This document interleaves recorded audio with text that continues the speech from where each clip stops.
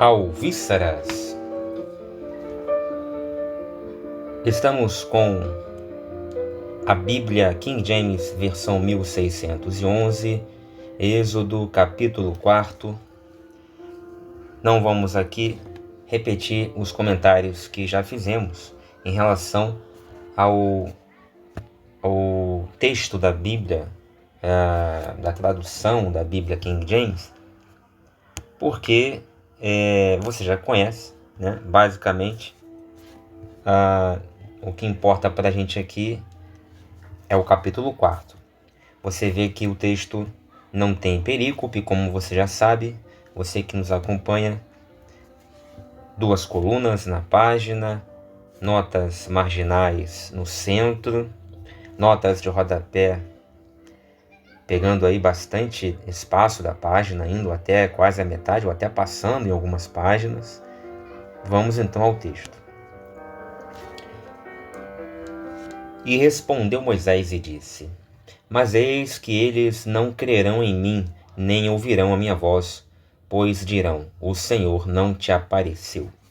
Pausa para comentário. Esse foi o primeiro versículo do capítulo 4. Você nota que as citações, as falas, não vêm entre aspas.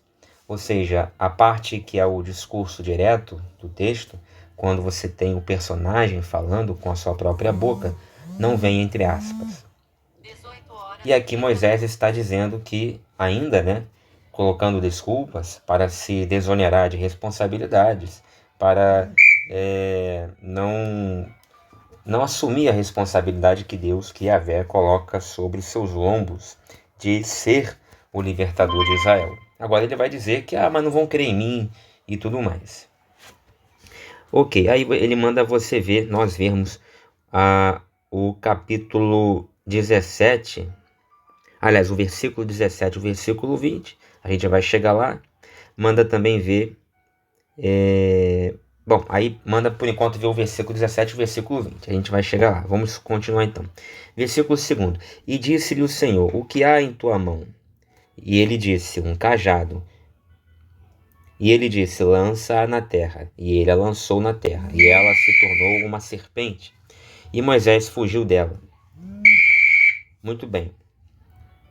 Aí ele continua: e o Senhor disse a Moisés: estende a tua mão e toma-a pela cauda.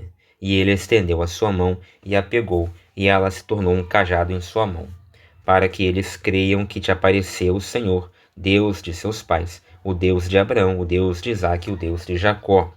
Versículo 6: E disse mais o Senhor: põe agora a tua mão no peito. E ele pôs a mão no peito. E quando atirou, eis que a sua mão estava leprosa como neve. E disse: põe tua mão no peito de novo. E ele novamente pôs a mão no peito. E quando atirou do peito, eis que se tornara como sua outra carne. Há traduções que vão dizer: eis que se tornara sã novamente, alguma coisa assim. Aí antes de seguir com o versículo 8, vamos fazer uma pausa aqui para comentar, né?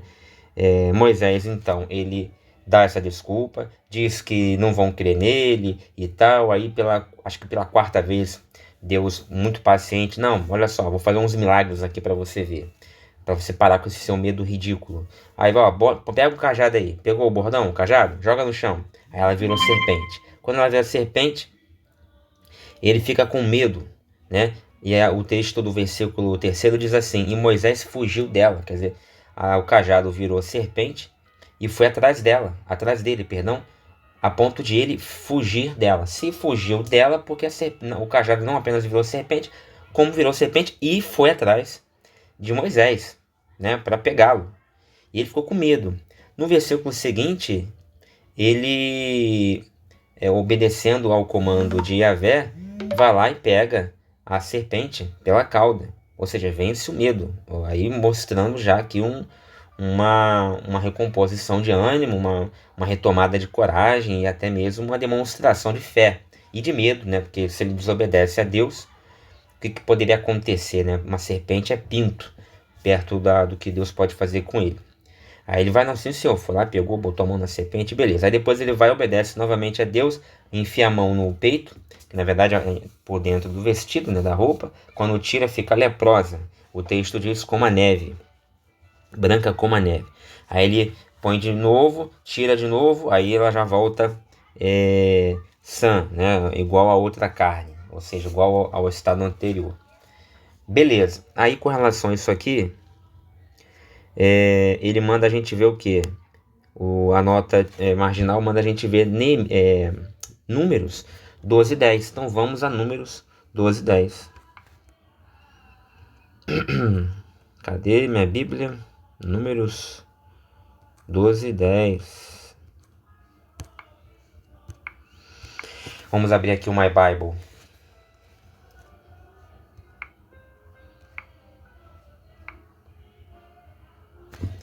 E a nuvem se retirou de sobre a tenda, e eis que Miriam ficou leprosa como a neve.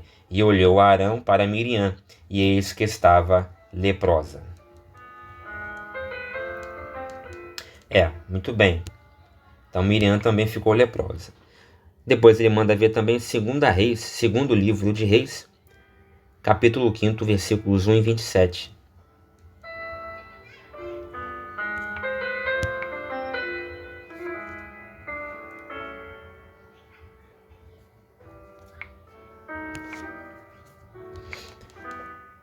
Segundo livro dos Reis de Israel, capítulo 5, versículo 1.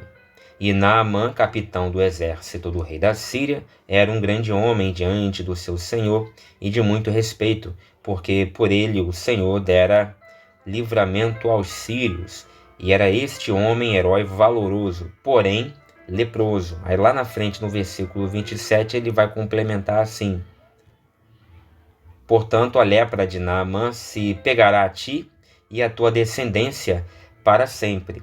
Então saiu de diante dele leproso, branco como a neve. Então, Miriam ficou leprosa, assim como aqui ficou também Moisés.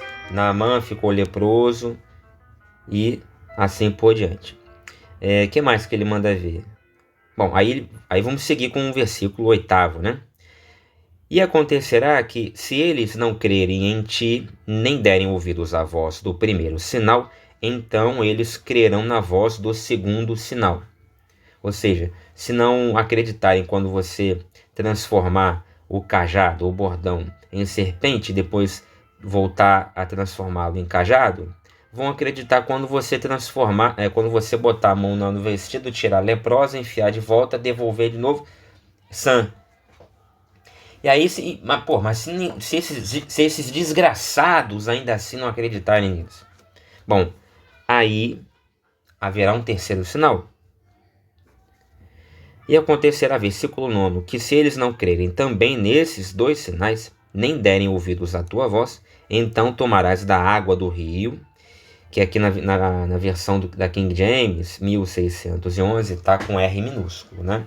Lá na Bíblia de Jerusalém, o R é maiúsculo. E a derramarás sobre a terra seca. E a água que tirares do rio se tornará em sangue sobre a terra seca. Então, olha, se eles não acreditarem no cajado que vira serpente, e depois se torna a virar cajado, e na sua mão que está sã, fica leprosa e volta a ficar sã, eles vão acreditar no terceiro milagre, no terceiro sinal. Você vai pegar a água do rio, vai derramar na terra, quando ela cair na terra vai se transformar em sangue. Na terra seca. Bom, aí ele manda ver o quê? Ele manda ver Êxodo 7, do 17 ao 21. Então vamos lá, Êxodo 7, do 17 ao 21.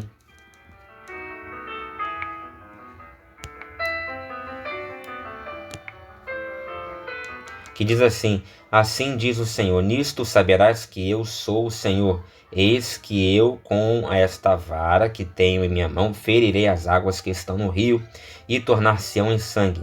E os peixes que estão no rio morrerão, e o rio cheirará mal, e os egípcios terão nojo de beber a água do rio.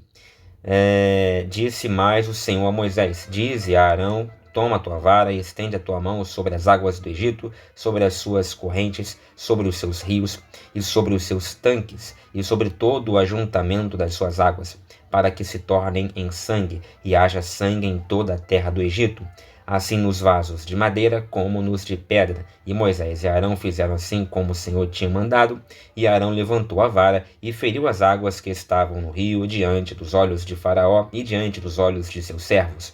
E todas as águas do rio se tornaram em sangue, e os peixes que estavam no rio morreram, e o rio cheirou mal, e os egípcios não podiam beber a água do rio, e houve sangue por toda a terra do Egito. Quer dizer, vai ter uma passagem a posteriori, onde esse negócio de água virar sangue vai ser pior, né? Não vai ser apenas aqui como um sinalzinho, né, que Moisés vai dar, vai jogar um gole d'água no chão, esse gole d'água vai virar sangue. Não, num segundo momento, o cajado vai descer na água, vai transformar tudo que é água em sangue. Não vão nem comer peixe. E peixe, meu amigo, lá naquela época era praticamente 70% da comida. Entendeu? 50 pelo menos por cento da comida. Beleza. O que mais que ele manda a gente ver aqui? Bom, vamos no versículo 10, né? E disse Moisés ao Senhor: Ó meu Senhor, eu não sou eloquente, nem até agora, nem desde que falaste ao teu servo. Mas eu sou lento de fala e de uma língua lenta. Aqui fala língua lenta, não fala língua pesada, como em algumas traduções. Mas o pesado às vezes é lento, geralmente é lento, né? Então fica valendo. De qualquer maneira, língua lenta não é a mesma coisa que língua trôpega, né? Como a do gago. Então há aqueles que dizem, Moisés era gago. Não dá para afirmar. O que dá para afirmar é que a língua dele era lenta, porque ele disse isso. Ou seja, ele falava devagar. Falava desajeitadamente. E o Senhor lhe disse, versículo 11, quem fez a boca do homem? Quem fez o mudo, o surdo, o que vê ou o cego? Não fiz eu, o Senhor? Portanto, vai e eu serei com a tua boca e te ensinarei o que dirás. E ele disse, ó meu Senhor, envia, rogo-te pela tua mão, aquele a quem enviarás. Pô, mas acabou de falar, o desgraçado, que é você. Você está pedindo outro?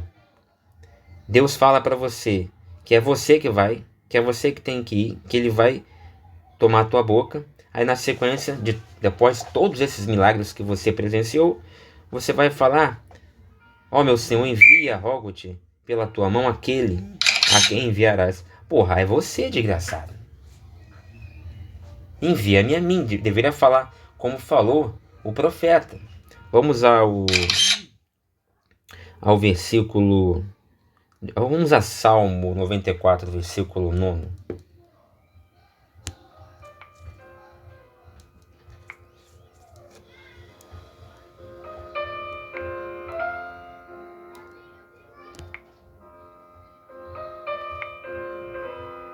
Aquele que fez o ouvido não ouvirá? E o que formou o olho não verá?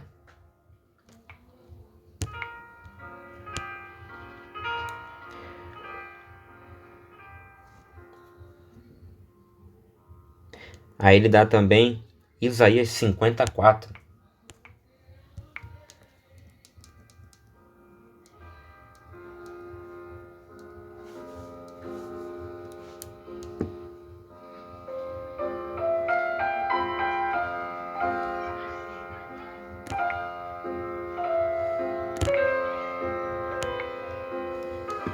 O Senhor Deus me deu uma língua erudita, para que eu saiba dizer a seu tempo uma boa palavra ao que está cansado. Ele desperta-me todas as manhãs, desperta-me o ouvido para que ouça, como aqueles que aprendem. Também é para ver o que? Jeremias 1,9. Então vamos a Jeremias 1,9.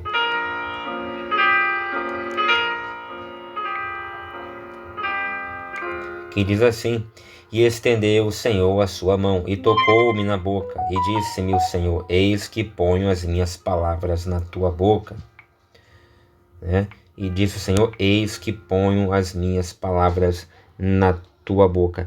Em grego, na Septuaginta, está kaiei pedkyrios, prosme, e do dedocatus logos moisto stomaxo. Quer dizer, esse estômago aqui, né, é a boca, né, estômago. Estomatite é aquela inflamação dos estômatos que ficam na língua, né?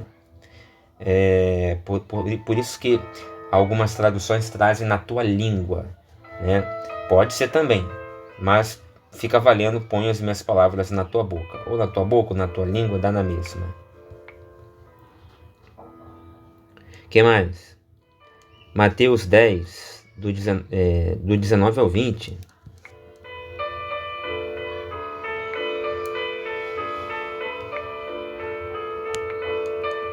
Mas quando vos entregarem, não vos dê cuidado como ou que haveis de falar, porque naquela mesma hora vos será ministrado o que haveis de dizer, porque não sois vós quem falará, mas o Espírito de vosso Pai é que fala em vós.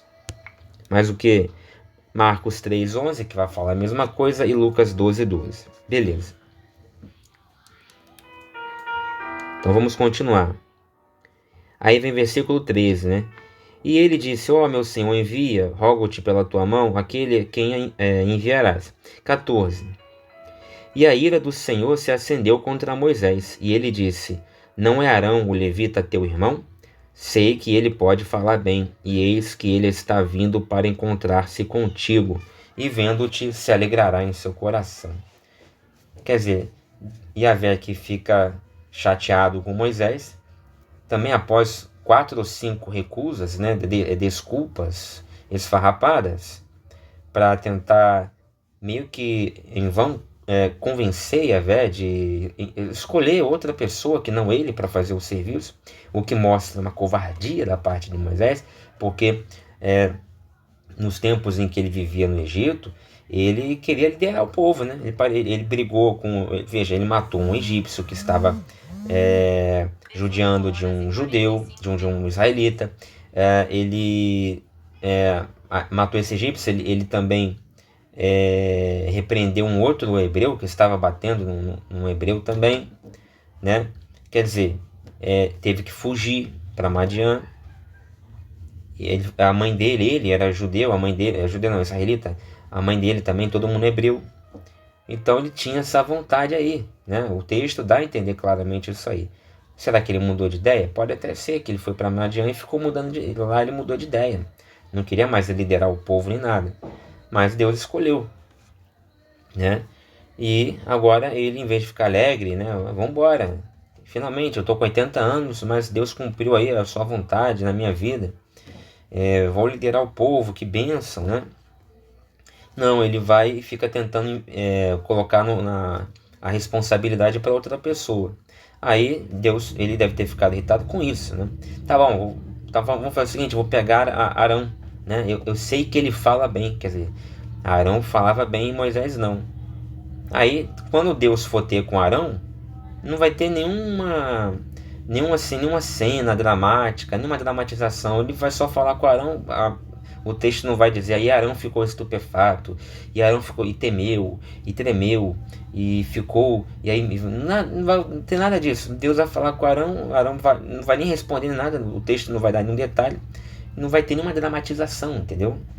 Vamos na sequência aqui, ver a nota, vamos ao versículo 15, né? E tu falarás a ele e colocarás palavras na sua boca, ou seja, na boca de Arão. E eu serei com a tua boca e com a dele, e vos ensinarei o que deveis fazer. 16. Se ele será teu porta-voz ao povo, e assim ele te será por boca, e tu lhe será por Deus. Deus com D maiúsculo aqui. Na Bíblia de Jerusalém, e tu serás como Deus. Aqui, e tu lhe serás por Deus. Mas o sentido claro, não pode ser literal. E tomarás este cajado em tuas mãos, com o qual farás sinais. E Moisés partiu e voltou a Jetro, seu sogro, e lhe disse, deixa-me ir, rogo-te, e voltar a meus irmãos que estão no Egito, e ver se ainda vivem. E Jetro disse a Moisés, vai em paz. Quer dizer, aqui é a tradição patriarcal, né? Moisés precisava ir pedir a bênção perguntar se Jetro deixava ele partir, porque o senhor da família, o senhor da casa era Jetro. Então a tradição foi respeitada aqui neste texto. Deus mandou Moisés ir. Não tinha, teoricamente, que Moisés perguntar a mais ninguém se pode ir ou não, porque Deus mandou quem está acima de Deus.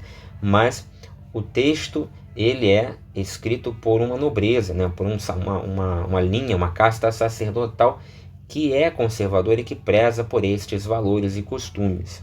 Então tinha que fazer Moisés e pedir a bênção ao pater familias, né? Ao chefe da casa, que era o Jetro, que vai dar a sua bênção. Aí no versículo 19, e disse o Senhor a Moisés em Midian: vai, volta ao Egito, pois estão mortos todos os homens que procuravam tirar-te a vida. Quer dizer, Deus já tinha mandado Moisés ir, agora ele vai e reforça: vai, agora é a hora, todo mundo querer te matar já está morto. É agora. Beleza. Aí antes de seguir para a próxima página, vamos às notas de rodapé. São várias, né? Primeira nota de rodapé, do versículo 1 ao versículo 9. Estes 3 sinais que o Senhor deu a Moisés pertencem a áreas da vulnerabilidade humana geral: ataque por outras criaturas, doença e necessidade de água, sendo que todas estão sob o poder soberano do Senhor. Então, veja, ataque por outras criaturas, foi a serpente. Mas Deus controla o ataque dos animais. Doença, que é a lepra, mas Deus sara. Necessidade de água, mas Deus provê. Né? Deus provê e também faz cessar. A água pode se transformar em sangue ou voltar a ser água novamente. Os sinais dão início a um padrão em êxodo de ações que pretendem estimular a fé e a obediência. Então, realmente, fé e obediência. Essas são as duas principais palavras de êxodo. Não é nem libertação, é fé e obediência. Fé e obediência. Tudo gira em torno de fé e obediência em êxodo. Versículos 3º e 4º. Moisés geralmente usaria a sua vara para defender de serpentes, a si mesmo, né? E a seu rebanho. Agora, a sua vara, que ele provavelmente usava para se defender no deserto, de serpentes, proteger o rebanho, resgatar alguma ovelha que caísse no buraco, essa vara vai se transformar na sua inimiga, numa serpente. É desnecessária a especulação de que a ordem para pegar a serpente pela cauda, em vez de algum outro método, exigiria mais fé da parte de Moisés, ou a de que o escritor de Êxodo não estaria familiarizado com serpentes. Ao Moisés estender a mão, a cauda lhe estaria mais próxima, e de fato as serpentes são muitas vezes apanhadas primeiro pela cauda. É até uma metáfora interessante, né? Uma pessoa que você possa apodar de serpente, uma pessoa malévola, astuta para o mal, como é que você põe essa pessoa? Pela cauda, por trás, né? Pela parte mais vulnerável. Versículos 6º e 7º. Tradicionalmente, em muitas traduções, a doença de Moisés tem sido chamada de lepra. A tradução traz, né? Lepra. Entretanto, o termo hebraico aqui usado abrange uma variedade de graves males e até problemas encontrados em roupas e edifícios. Já falei para vocês nos vídeos anteriores, tem até um vídeo no canal que trata da lepra da casa, né? A casa fica com lepra. Está lá em Levítico 13. Por exemplo, se você for em Números 12:10, você tem Miriam, você tem Deuteronômio 24, né? Do 8 ao 9, vamos lá ver. Deuteronômio 24, do 8 ao 9.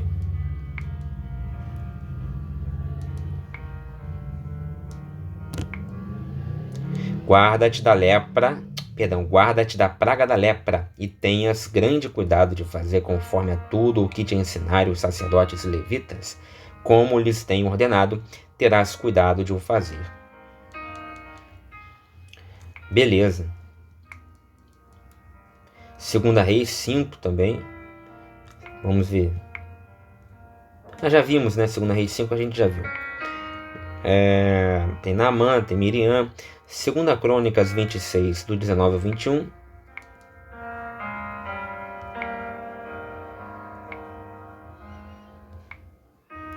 Então Uzias se indignou e tinha o incensário na sua mão para queimar incenso. Indignando-se ele, pois, contra os sacerdotes, a lepra lhe saiu à testa perante os sacerdotes, na casa do Senhor, junto ao altar do incenso. Então o sumo sacerdote Azarias olhou para ele, como também todos os sacerdotes, e eis que já estava leproso na sua testa. E apressuradamente o lançaram fora, e até ele mesmo se deu pressa a sair, visto que o Senhor o ferira. Assim ficou leproso o rei Uzias até o dia da sua morte. E morou, por ser leproso, numa casa separada, porque foi excluído da casa do Senhor. E Jotão, seu filho, tinha o encargo da casa do rei, julgando o povo da terra. Então, Naamã, Miriam, Uzias e por aí afora. E tem Levítico 3, onde a casa vai ficar com lepra, né? As descrições de Levítico não coincidem com os sintomas da lepra. Por conta da, tô falando, ele está se referindo aqui à lepra da casa, né? E não coincidem com os sintomas da lepra. Uma condição que é também chamada de hanseníase e é causada por bactéria. Versículos 10 a 12, a objeção seguinte de Moisés, de que ele era lento de fala, voltava ao problema de sua identidade pessoal e inadequação, como se Deus fosse dependente dele, né? A resposta de Deus voltou a atenção para quem ele é e o que ele faria. Então, a questão aqui não é quem Moisés é, do que é capaz, do que não é capaz. Se a língua dele é boa, é ruim, se fala bem, se fala mal. Se está velho, se está jovem. A questão aqui é quem Deus é e o que esse Deus vai fazer. Versículo 10. Moisés começou dizendo que não sou eloquente, né? Literalmente ali, não sou um homem de palavras. Ironicamente, Moisés usou 21 palavras hebraicas dispostas em expressões um tanto complexas para dizer que ele não podia falar bem. Olha só que coisa, né? Ele usou uma figura de linguagem referindo-se à sua boca e língua como lenta. Literalmente, sou pesado de boca e pesado de língua. Ou seja, uma expressão um tanto quanto retórica, né? Bem elaborada, de efeito. A palavra para pesado também descreve ouvidos que não ouvem, lá em Isaías 6:10, 59:1 e Zacarias 7:11, e olhos que não enxergam, como em Gênesis 48:10. Então, se você for em Gênesis 48:10, o que diz lá? Gênesis 48:10.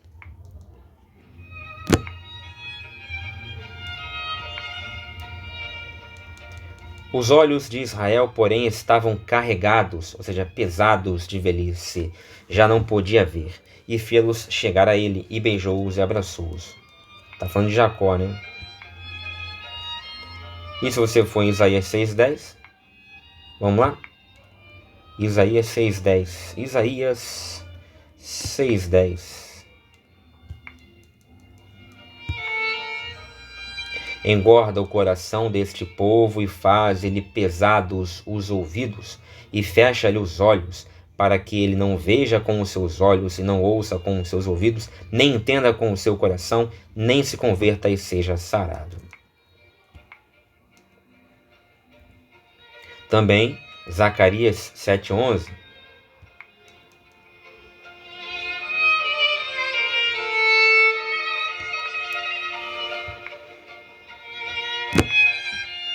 Eles, porém, não quiseram escutar e deram-me o ombro rebelde e ensurdeceram os seus ouvidos para que não ouvissem. Bom, beleza.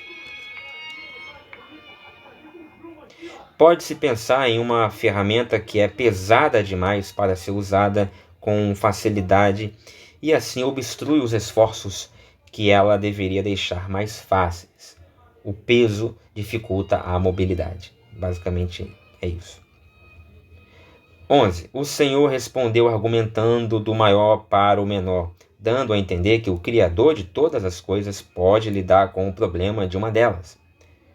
Ele criou tudo, pode cuidar de uma dessas coisas tranquilamente. Suas perguntas retóricas convidavam Moisés a pensar e a reconhecer que ele estava cometendo um erro ao não enxergar a situação desde o ponto de vista de Deus.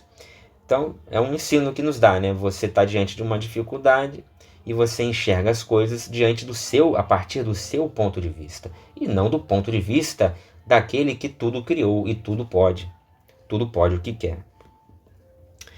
12. A ordem e a declaração do Senhor correspondem a uma repetição de sua promessa de estar com Moisés. Está lá em 3:12. Ele a aplica especificamente ao problema da fala, dizendo literalmente: eu serei com a tua boca.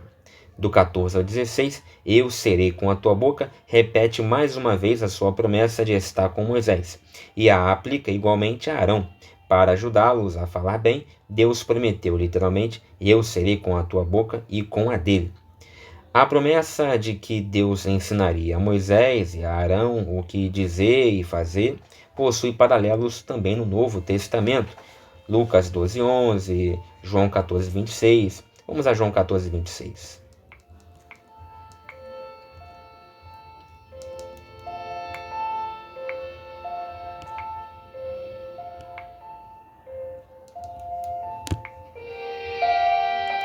Mas aquele Consolador, o Espírito Santo, que o Pai enviará em meu nome, esse vos ensinará todas as coisas e vos fará lembrar de tudo quanto vos tenho dito. A relação operacional que o Senhor descreveu para Arão e Moisés era análoga à de um profeta com Deus. Ele será teu porta-voz. Literalmente, ele será uma boca para você. E Moisés seria como Deus para Arão ao lhe dizer o que falar ao povo. Moisés tinha se queixado de ter uma boca defeituosa, agora teria uma nova para usar. 19. Este versículo resume a instrução de Deus a Moisés e acrescenta algumas informações tranquilizadoras. Ou seja, os homens que o queriam matar, né, morreram. Vamos então para a próxima página.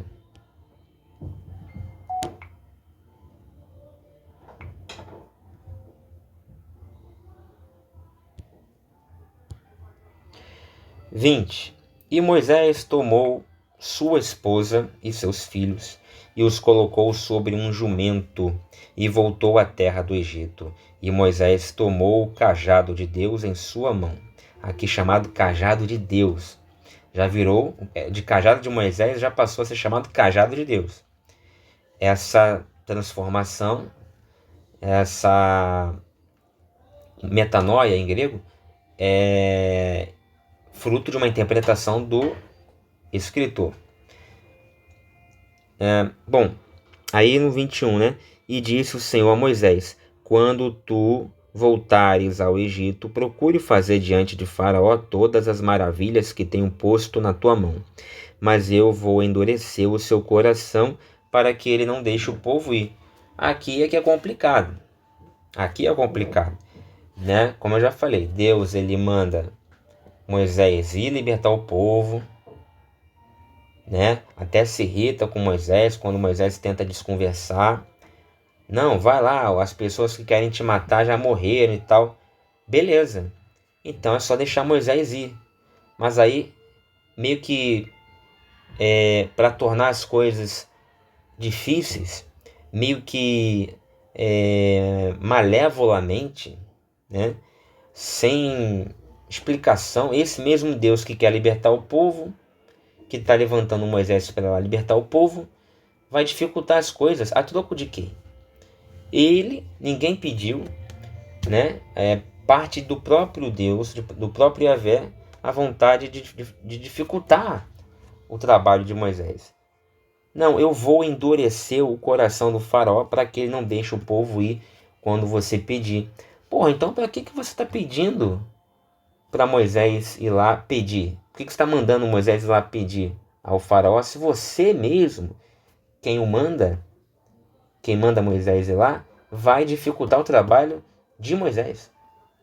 Não faz nenhum sentido se você analisar o texto a partir de uma ótica de inerrância bíblica, de infalibilidade escriturística, de uma ótica protestante ou até mesmo católica. Aqui só faz sentido se você analisar o texto a partir da ótica de quem o produziu há milhares de anos atrás. Ponto. Tá? É assim que você entende a Bíblia. Só assim que você entende a Bíblia. Bom, aí tem a nota aqui, né? Ele manda você ver Êxodo 7, 3 e 13. Então vamos lá.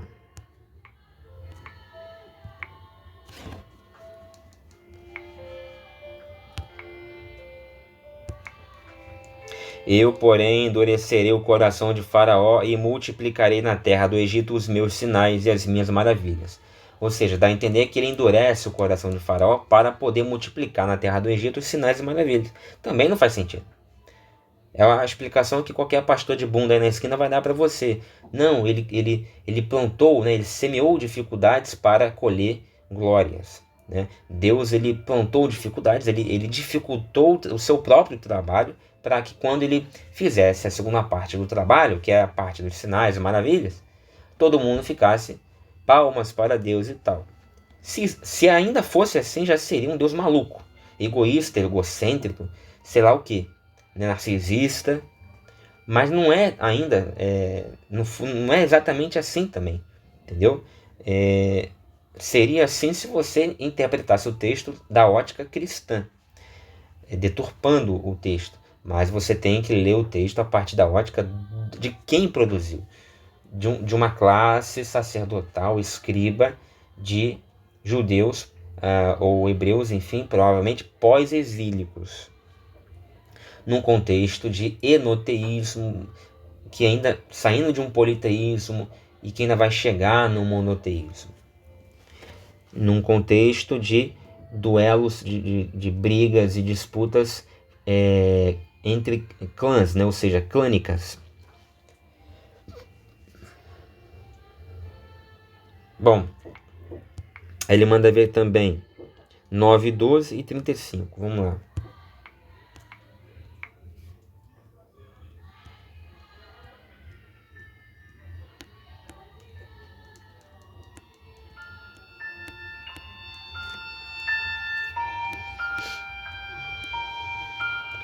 Porém, o Senhor endureceu o coração de Faraó e não os ouviu, como o Senhor tinha dito a Moisés.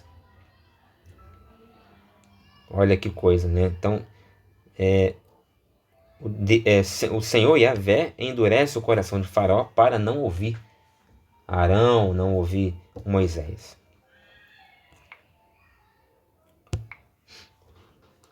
Vamos lá, vamos continuar. Deuteronômio 2:30.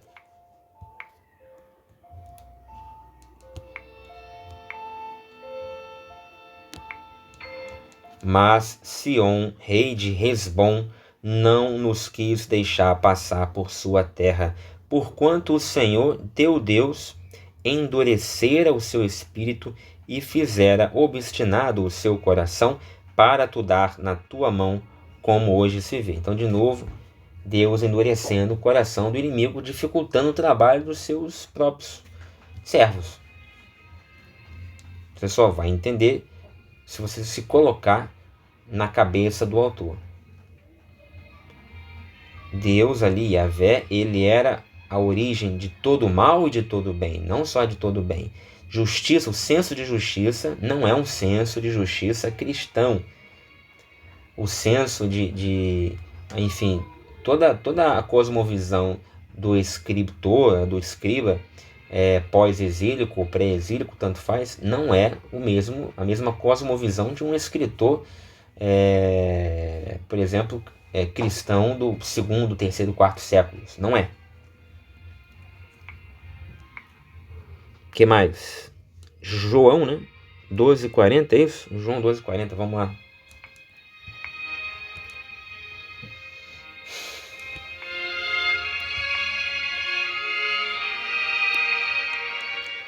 cegou-lhes os olhos e endureceu-lhes o coração, a fim de que não vejam com os olhos e compreendam no coração e se convertam, e eu os cure. Quer dizer, até no Novo Testamento, né? Esse Deus cega o entendimento, enfim, das pessoas e tal.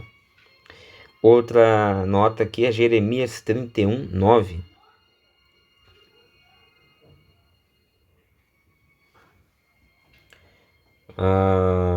Vamos lá ver.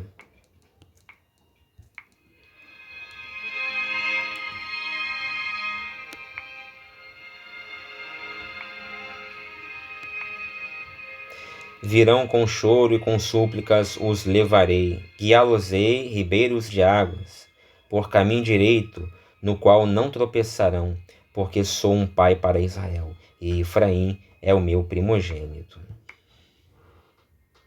Que mais? Oséias 11, 1.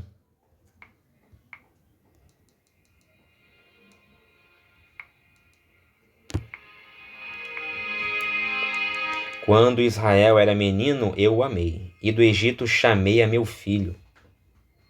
Beleza. Bom, Romanos... Não, mas é que interessa.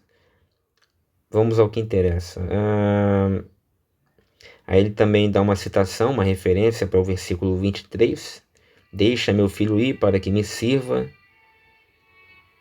e se te recusares a deixá-lo ir, eis que matarei o teu filho, o teu primogênito.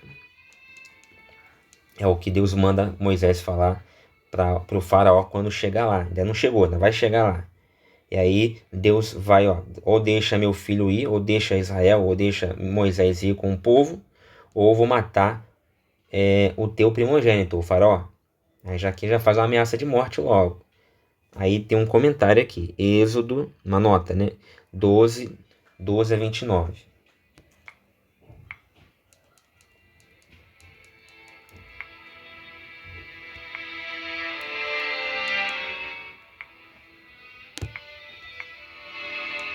E eu passarei pela terra do Egito esta noite, e ferirei todo o primogênito na terra do Egito, desde os homens até os animais, e em todos os deuses do Egito farei juízos. Eu sou o Senhor. O que tem os animais a ver com isso? Nada. Você vai entender isso aqui lendo com a cabeça de cristão? Não. Você só vai entender isso aqui se você ler com a cabeça do ignorante que escreveu isso aqui, né? Num tempo de ignorância. Os animais não têm nada a ver com isso aqui. Mataram uma porrada de animais? Claro que não mataram porque isso aqui não aconteceu. Em hipótese alguma isso aqui aconteceu. Mas dentro da cabeça de quem acredita que isso aqui aconteceu, mataram uma porrada de animais. Cachorro, gato, cavalo, boi, passarinho, o que você quiser. Serpente, sapo. À toa. À toa. Isso é crueldade. Hoje é crime isso aí. Bom, você que é cristão aí, que acha que a Bíblia não tem erro, que lê tudo errado na Bíblia, porque você aprendeu com o seu pastor idiota e adora cachorro, você que adora cachorro, gato, ama os animais, você está ouvindo o que eu estou falando, né? Eu espero. Vamos lá.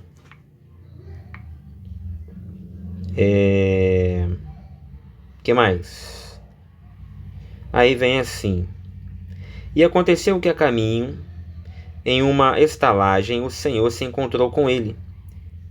Quer dizer, com Moisés, já estava a caminho do Egito. E do nada, diz assim, e procurou matá-lo. Opa, como assim?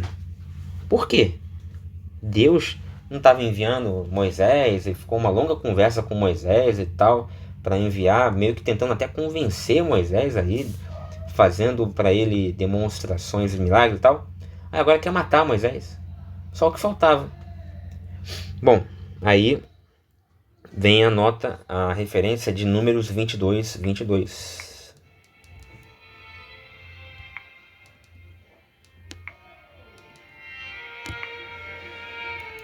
E a ira de Deus acendeu-se, porque ele se ia, e o anjo do Senhor pôs-se-lhe no caminho por adversário, e ele ia caminhando montado na sua jumenta, e 2 de seus servos com ele. Beleza. Aí vamos entender agora por que Deus tentou matar Moisés. Então Zípora tomou uma pedra afiada e cortou o prepúcio de seu filho. O que o filho dele tem a ver com essa história? Ninguém está entendendo nada. E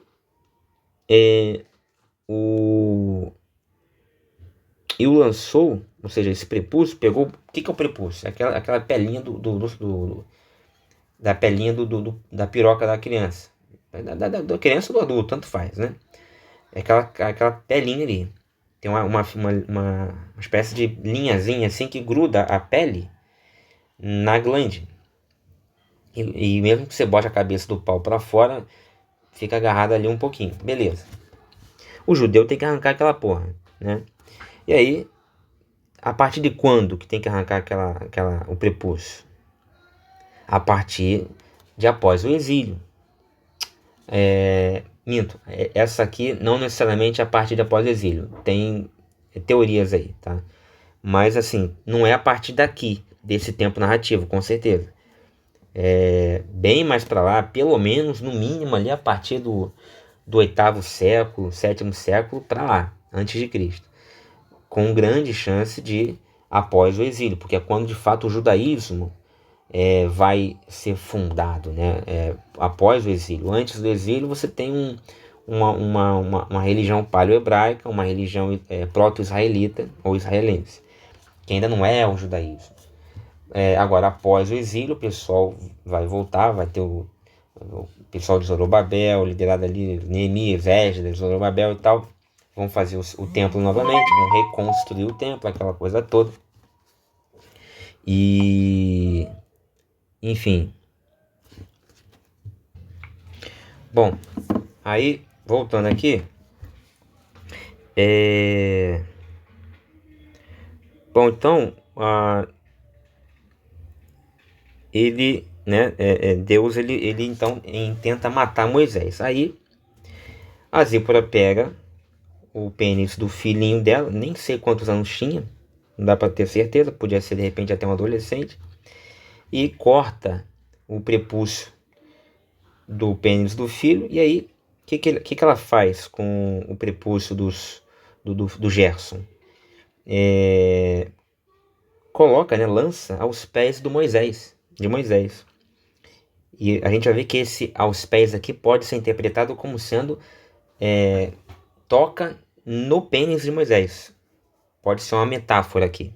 Pode ser um eufemismo, perdão. Aí ele continua assim. Assim ele o deixou ir. Quer dizer, depois que Zípora salva a pele de Moisés, ia morrer o cara. Deus ia matar Moisés. Zípora que salva a vida de Moisés. Por quê? Porque ela sabia que alguém ali precisava ser circuncidado. E isso era importantíssimo. Para quem? Para Deus? Não. Importantíssimo para a casta sacerdotal, para a religião judaica. Provavelmente pós-exílica, mas pode ser também pré-exílica. Há controvérsias, mas não aqui, desse tempo narrativo. Isso com certeza não. O tempo narrativo que o autor pretende passar para você é de um tempo muito anterior, né? E não é. Beleza, a Zípora cortando ali o prepúcio do Gerson, tipo assim, olha, o que nos condenava agora não nos condena mais. Eu já cortei, tá feito aqui, pronto, perdoa, desculpa, foi sem querer. Foi mal, pronto, tá aqui, tá feito. Cortei já, entendeu? Bom, beleza. Aí não se corta o prepúcio do Moisés. Não é dito aqui que o prepúcio do Moisés foi cortado, mas o do Gerson sim, né? Provavelmente o de Moisés já tinha sido cortado, de repente até pela mãe, né? Que criou ali nos primeiros momentos, Joquebede. Agora o do Gerson não estava. Então quer dizer, Moisés ele está pelo afastamento, pelo distanciamento de sua religião, da religião dos seus antepassados, né? Morando em Midian, no Egito, antes, depois em Midian. Ele se esqueceu de fazer ou não deu tanta importância. E a Zípora também nem era judia, né? Nem era israelita, hebreia e tal. Bom, aí passa, né? E assim ele o deixou ir. Então ela disse: um esposo sanguinário és, por causa da circuncisão. Meio então que ela manifestou aqui, né?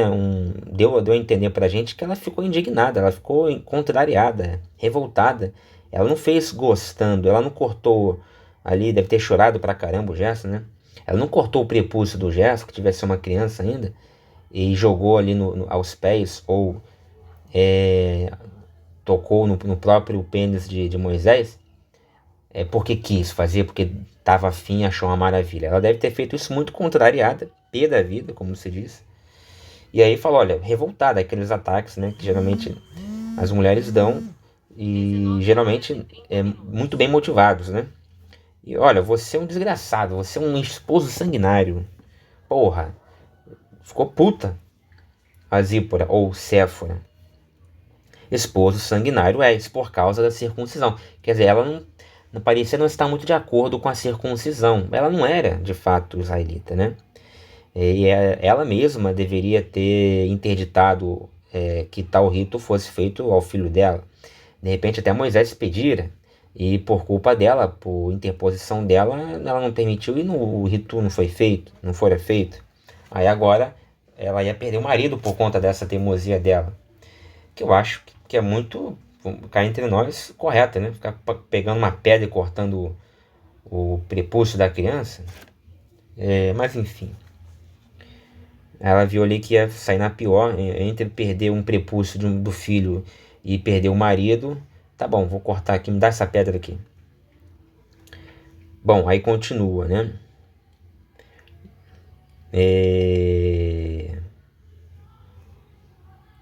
Aí diz assim: E o Senhor disse a Arão: Vai ao deserto para te encontrares com Moisés. Quer dizer, aqui, até então, Arão não tinha tido nenhum papo com Yahvé. É a primeira vez na Bíblia que Yahvé troca uma palavra que seja com Arão.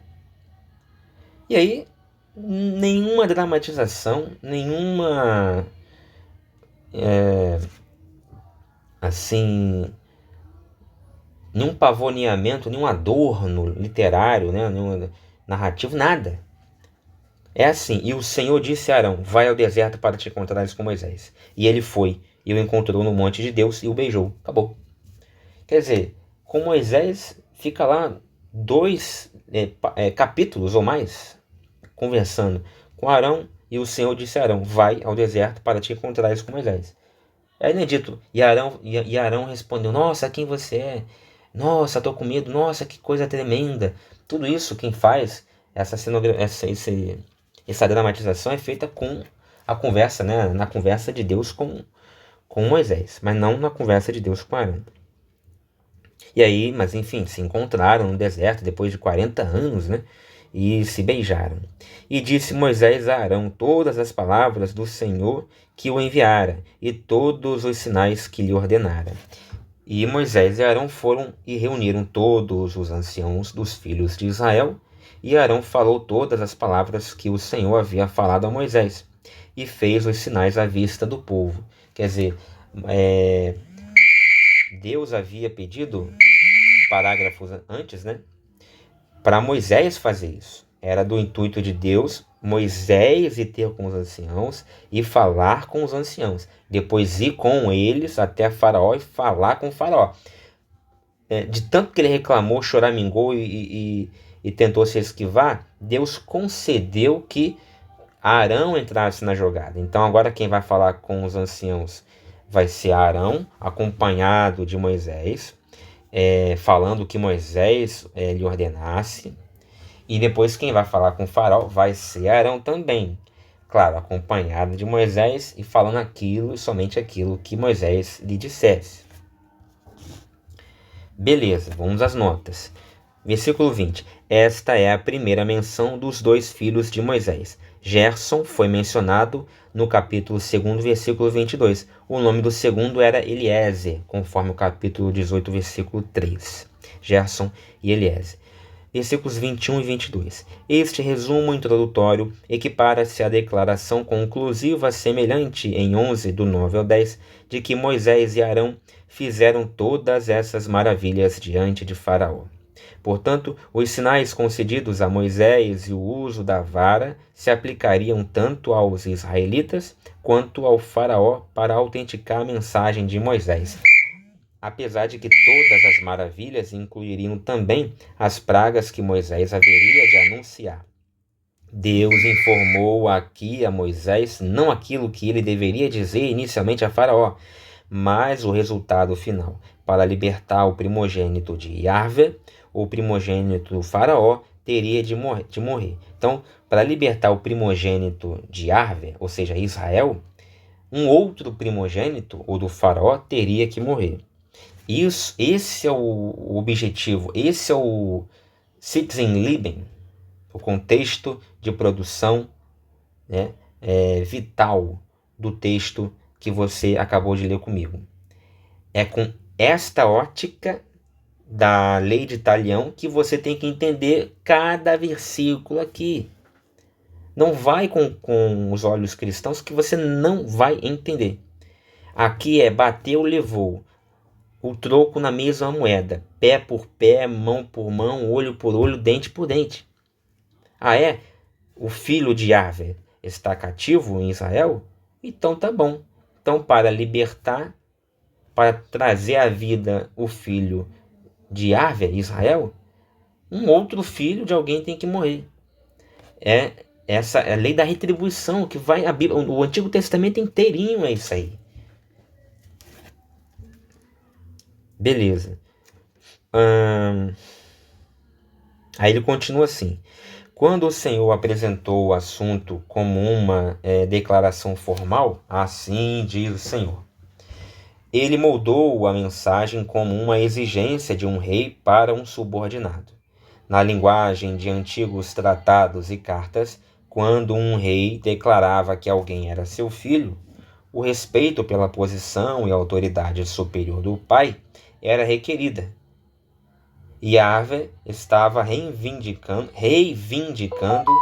que ele, e não o faraó, possuía autoridade sobre Israel.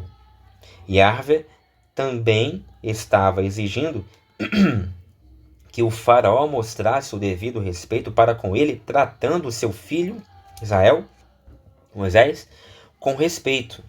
Todos compreenderam que o fracasso em consentir acarretaria severas penalidades. Tal exigência para se submeter ao Senhor iria totalmente contra o caráter da cultura e das crenças egípcias acerca do faraó como uma divindade e o único rei, não inferior a ninguém, tornando as coisas piores. Israel estava sendo reivindicado como o filho mais velho, uma posição de privilégio dentro das famílias antigas, obtida por ordem de nascimento e por designação. Então, tem várias passagens que tratam, da primogenitura. Gênesis 25, 21 a 36, Deuteronômio 21, 16 a 17, 1 Crônicas 5, do 1 a 12, e vai por aí afora. Em resumo, o faraó foi informado que ele era um mero vassalo governando uma nação secundária e que deveria obedecer a Yahvé. Êxodo usa 3 palavras hebraicas diferentes para endurecer, a fim de descrever o que o Senhor fez e o próprio faraó ao seu coração. A palavra aqui está especialmente associada à força. Dependendo do contexto, ela podia ter um significado positivo, coragem, firmeza, no Salmo 27, versículo 14, por exemplo, ou no 31, versículo 24. Ou um significado negativo, como obstinação e teima, como está lá em Ezequiel, capítulo 2, versículo 4. Quando o Senhor endurecia corações, isso era uma questão de execução, de julgamento contra rebeldes confirmados, e não de pessoas que, de outra maneira, desejavam servir ao Senhor. Aí ele dá as passagens aqui. Isso significava que o faraó não ouviria nem obedeceria, mas sim iria demonstrar que ele merecia o julgamento de Deus. Então, Faraó passa a merecer o julgamento de Deus, não apenas porque mantém cativo o seu primogênito Israel, mas também porque ele vai e precisa desobedecer a ordem de Deus manifesta através de Moisés e Arão para, em desobedecendo, provar para todos que ele merece o julgamento de Deus, que vai vir na sequência com as 10 pragas, com a morte em especial do seu primogênito. Então, é assim que se constrói a narrativa aqui, essa tensão que vai haver entre Faraó e Deus e Moisés e Arão. O endurecimento do coração do faraó era especialmente apropriado como um ataque às crenças egípcias. Os egípcios valorizavam um coração duro, visto ser necessário, após a morte, durante o julgamento, testificar em favor do indivíduo morto, em vez de se admitir mau procedimento. Esta terminologia era também usada para descrever o homem ideal na vida pública, o qual, em razão de seu coração duro, sempre apareceria firme e inabalável, um rochedo. Todavia, quando em Êxodo o coração do faraó se endurece, ele não é impassível nem está no comando, e a verdade acerca de seu caráter torna-se conhecida. Aí ele vai comentar os versículos 24 a 26. Essa nota foi uma longa nota, né? Talvez a afirmação de que o Senhor procurou matá-lo expressasse a maneira como as circunstâncias se mostraram a Moisés e Zípora. Para Zípora estava claro o que tinha de ser feito, e nada se diz acerca do que teria acontecido se ela deixasse de agir. A circuncisão era realizada no Egito quando os meninos tinham 14 anos de idade. No entanto, a circuncisão ao 8º dia tinha sido ordenada a Abraão como sinal do pacto de Deus lá em Gênesis 17 e também 21. Claro que em Gênesis 17 e 21 você estará diante de um texto que faz retroprojeção, que coloca, cujo narrador coloca, né, cujo escritor coloca um tempo retroprojetivo ou retroprojetado, ou seja, ele escreve contando uma história que já se passou muito antes do momento em que ele escreve, tá? Só que ele escreve como se ele estivesse naquele momento, bem antigo, bem anterior ao que ele escreve.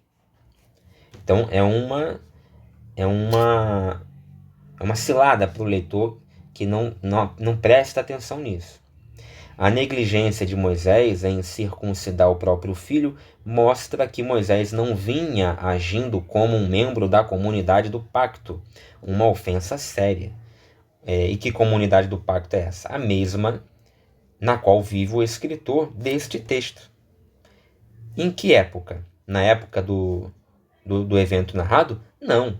Séculos depois, provavelmente após o retorno do cativeiro, lá pelos idos do século V ou até mesmo IV, ou um pouco antes do cativeiro.